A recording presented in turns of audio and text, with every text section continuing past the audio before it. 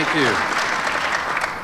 Head table guests, Prime Minister Harper and Mrs. Harper, and Prime Minister Mulroney and Mrs. Mulroney. And head table guests, ladies and gentlemen, this is an important moment for me because it's the first time since I've been elected to office that I stand in front of a room and I'm the one holding the stick.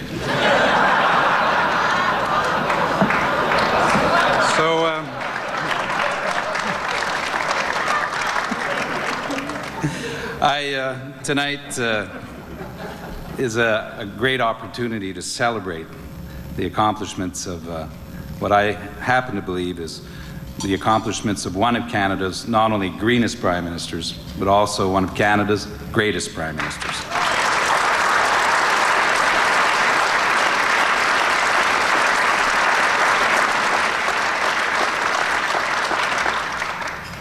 And when I informed my wife, Michelle, that I would be attending this event tonight, she asked me who would be there.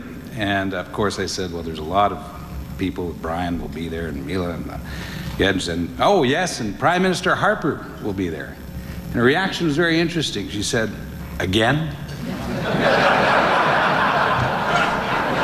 So it's...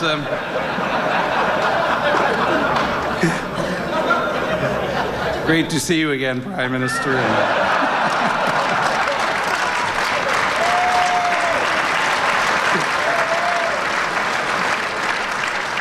I just hope Dalton McGuinty isn't watching this.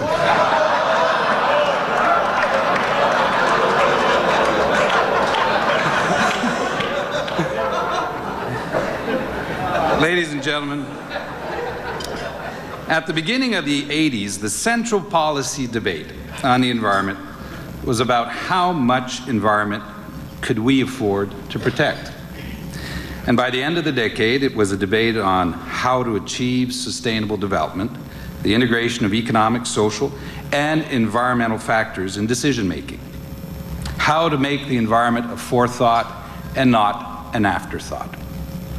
Going from making a choice between environment or a job to realizing that it had to be environment and a job.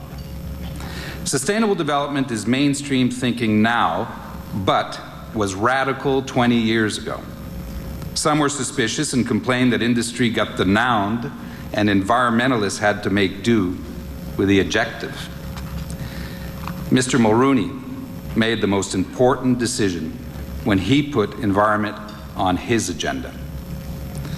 Let me remind you that when your dossier is on the PM's agenda, as a lot of ministers in this room tonight will know, things happen. When that is accompanied by clear vision, unwavering resolve, and a growing record of accomplishment, then things do happen. The machinery of government is used to achieve rather than impede. And when you're a minister, your phone calls get answered. One of the unknown challenges for those who are outside of government is how important it is and how difficult it is to change the way government works from the inside. And that was the very real and fundamental objective of the Green Plan. That's why the Earth Summit, the UN's World Conference on the Environment and Development in Rio in 1992, was so important. And its task was not immodest. It was to set a global agenda for the 21st century. It was to make sustainable development a reality in all our decisions, no matter where we lived or what we did for a living.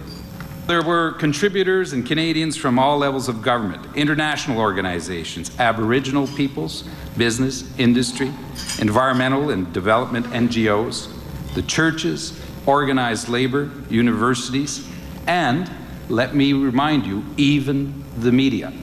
The best reporting at the Earth Summit in Rio in 1992, by far, from all the media around the world, were the Canadian media in particular.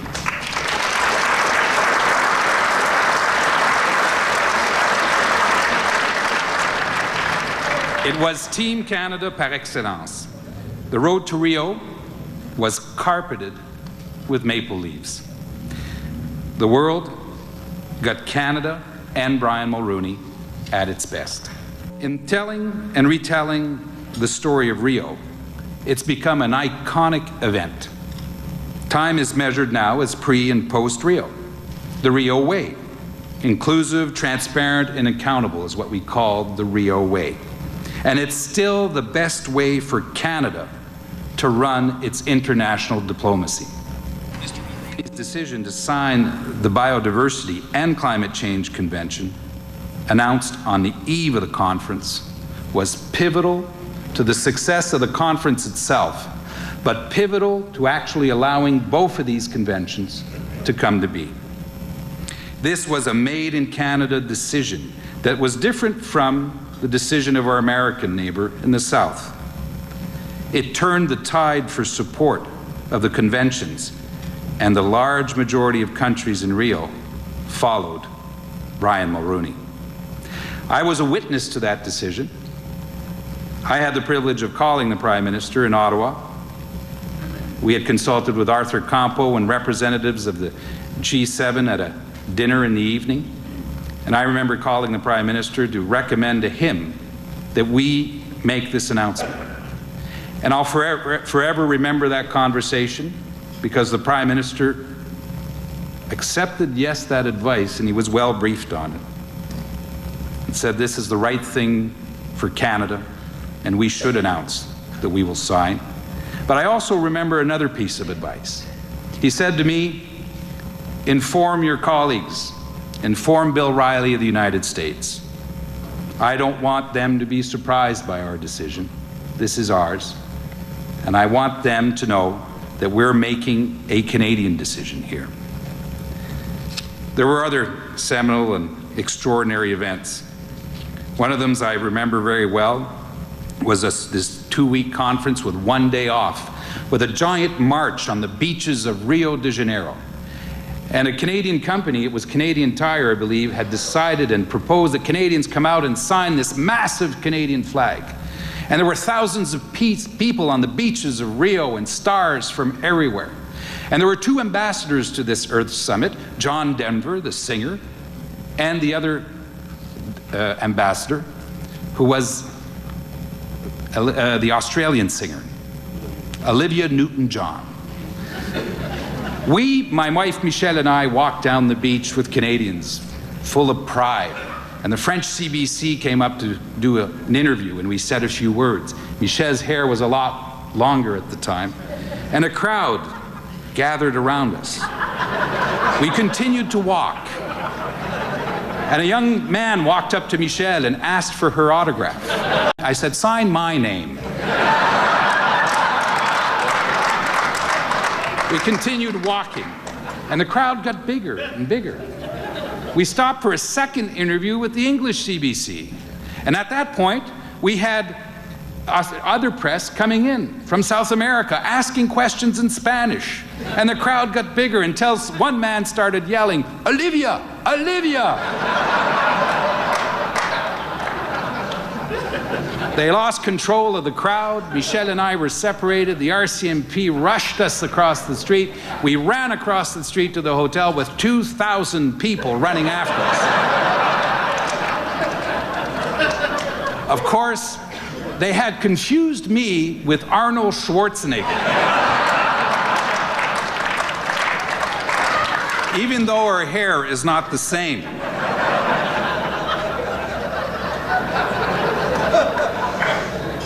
Those were among some of the memories of Rio.